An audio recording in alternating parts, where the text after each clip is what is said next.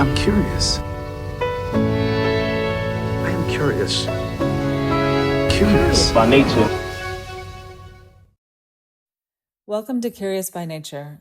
I'm Jessica Johnson from Newswise.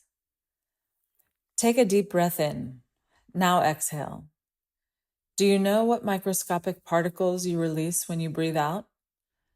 With recent COVID pandemic and mask requirements, the public is more aware than ever about airborne germs that spread infectious disease.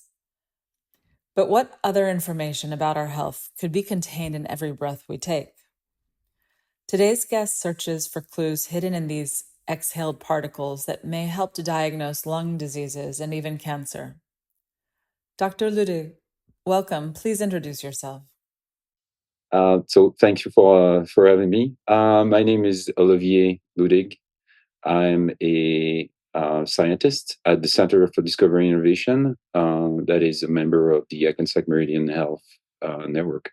So I've been really interested in identifying early biomarkers of disease, and particularly those of cancer.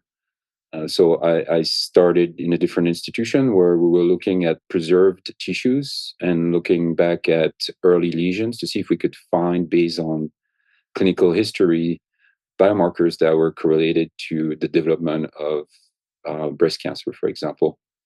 And recently, I've pivoted toward the detection of biomarkers in biofluid, circulating biofluids, or biofluids that are produced by the body. Because tumors and cancers leave traces, so we're trying to find those traces and hopefully early enough to prevent the cancer from developing and leading to death, I guess.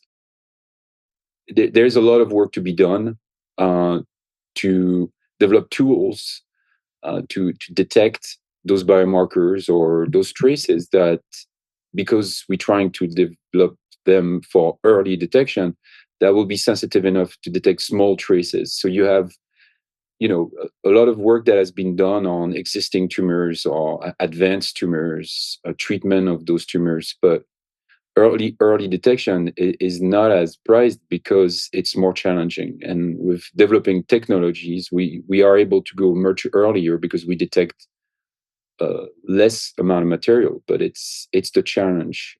So it's promising, but it's difficult. Can you tell me more about what you have studied and how your device will identify lung cancer? There are two types of compounds that you exhale when you breathe. You have the volatile organic compounds. Volatile mean it's gases, they disperse in the air when you breathe. And you have non-volatile organic compounds. Those are molecules, proteins, and extracellular vesicles. And those, when exhaled, will deposit somewhere, right? So the idea is to collect the exhaled breath, to collect those molecules. So we have devices to collect the exhaled breath. Those devices are refrigerated or cooled devices where when you breathe, the moisture that you produce and that you exhale is being condensed on the interior of the tube. Once you remove the freezing part, that becomes a biofluid that you can collect, and you can collect up to 2 milliliter. And 2 milliliter is significant. When you go and get a blood draw, you will collect 10 milliliter, which is 5 times more. But we can collect 2 milliliter from healthy individuals within 10 minutes. So that gives us a good amount of biofluid to work with and to test.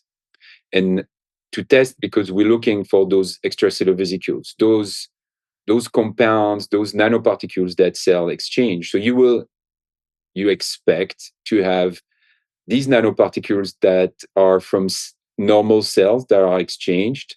But you also, in the case of patients that has lung cancer, you would expect those nanoparticles to be produced by the tumor, which, by the way, is generally much higher than normal cells. So you would expect some of these nanoparticles to end up in that biofluid. So it's a matter of detecting them, purifying them, and detecting their they're content to see where if the patient has a tumor potentially.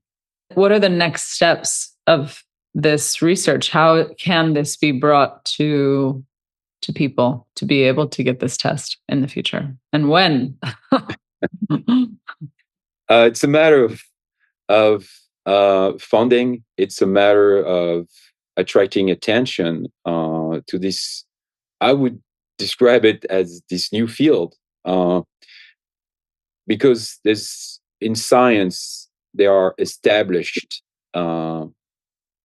studies or ideas, and it's kind of a different idea, and people have to accept it and start concentrating efforts. I recently we published 2 papers this year on that topic, but I recently saw a paper that came out last month that where they actually, like us, they identified those nanoparticles in exhaled breath, and they think that there is definitely a mean to detect lung cancer non-invasively. So the idea is to expand the field. One of the issue that we've encountered is that there are biobanks of blood, urine, saliva, but there are no biobanks of exhaled breath because it's an emerging biofluid, if I can call it this way. And we need to be able, if we were able to collect one exhaled breath from the entire US population and put that into a freezer, there's so much we could do. Or if we were able to capture an exhaled breath from every individual that goes for a lung exam or for a cough, then we could expand the studies, because what I've described so far is lung cancer, but we could study asthma with COPD, any type of lung infection, and other lung related diseases. So there's application that have been explored, but really not fully explored because those samples are not available. And if you want to start a study, you have to propose a study on samples that you have acquired. So it takes time to acquire those samples. What would you like people, or generally people, to know about your work or to be waiting for in the future? The help is coming, really. Okay. That's what we're doing.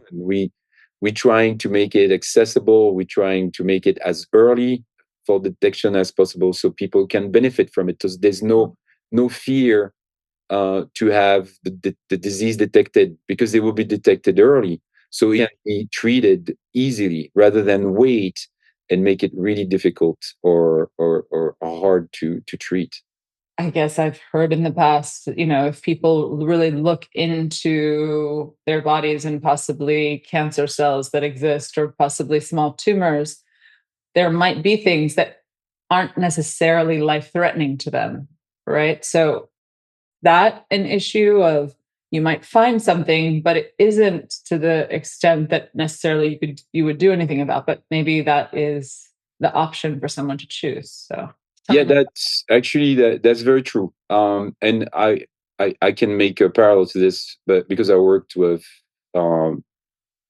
breast cancer and breast tumors, and you have some a type of lesion that generally it can be associated with development of breast cancer. It's ductal carcinoma in situ, DCIS, and it's accepted that 90 to 95% of women that have DCIS will not develop breast cancer, but 100% of women that are diagnosed with DCIS will be treated like they are part of that 5% group. So, and that's actually a study that we're still working on, DCIS, where we're trying to find biomarkers that will differentiate the 90% from the 5-10% that develop cancer.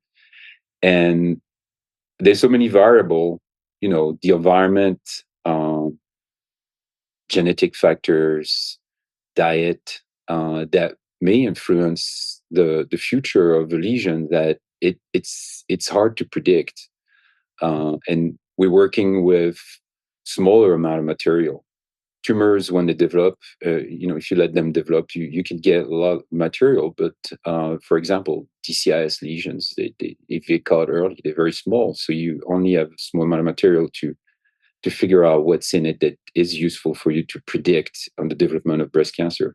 And the development of breast cancer, it would be 5% of women within 10 years. So you have a lot of events and factors that will come into play, and it's hard. It's been hard to predict. There are prediction models for specific subtypes, but not for the entire spectrum. So that's for a specific type of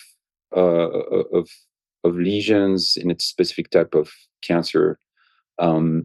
We are now focused on lung cancer and breast cancer, and I think based on all the studies that have been published, the size of the symposium of scientists that gather to discuss their research on breast cancer.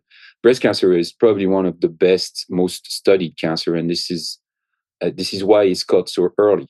But there are other cancers that are less studied, and lung cancer is also well studied, but the difficulty is its detection. Right? It's not always because the tools aren't available. It's because it's an indolent disease. So you have a lot of people that may be at risk or that have lesions growing, but there is no symptoms. So there is no reason for people to determine if they have that type of cancer. So we're trying to develop assays that allow us to non-invasively screen patients or individuals that may be at risk, or individuals who want to know, kind of like Cologuard or some of the detection assays. Because often when patients come to the clinic, they already have advanced disease, so they fall in a different category. So, if I understand correctly from what you just said, that each type of cancer, and maybe within breast cancer, there are different biomarkers for the different types of cancers. Is that correct? They seem to be, yes. They seem to be different types of biomarkers, some that overlap, but some that may be more specific, because what's detected is mutation in pathways, and those pathways may be complementary or maybe different. So each pathway is made of specific genes, and if you alter one gene, then you alter the pathway. So you may have, basically you have I don't know how many ways, but there are many ways to lead to cancer. So you have to find each of those paths. What are the pathways? How do you find pathways? I mean, how would you see pathways? But those are well defined. Breast cancer, as I mentioned earlier, is one of the most and best studied cancer. And women are very proactive with their health, so they benefited from all the research and all the screens at the most early stage that you can imagine. So those pathways have been defined by study that look at gene expression in tumors, and there are different subtypes of tumors that have different receptors that are altered that will affect different type of genes. So there are patterns of gene expression that have been established that can correlate to a specific subtype of breast cancer. But we are now focusing more on lung cancer. But I spent many years working on this type of cancer. So let's say when you are assessing the pathways, how do you do that? Is that through blood and you see certain cells? How is it that you assess that? So there are a lot of emerging ways to do this. Obviously, there's the biopsy that allows you to collect direct material from the tumor, and you can obtain gene expression profiles that allow you to determine what type of tumor you're dealing with. There's histology that allows you to take a portion of the tissue, stain it for specific biomarkers, and you can categorize your tumor in one of the different or any of the different subtypes. And they are developing technologies to detect tumors without actually touching the tumor. So you have circulating biomarkers, you have circulating tumor DNA, circulating tumor cells. So there are tools that are being developed to avoid touching the tumor in certain cases, or to non-invasively detect tumors, and so be hopefully much earlier in the detection. Thank you so much for talking to me today. You're welcome. Thanks for having. Curious by Nature is a production of Newswise. More than 7,000 journalists get the Newswise wires. Visit newswise.com and find out how to spread your news today.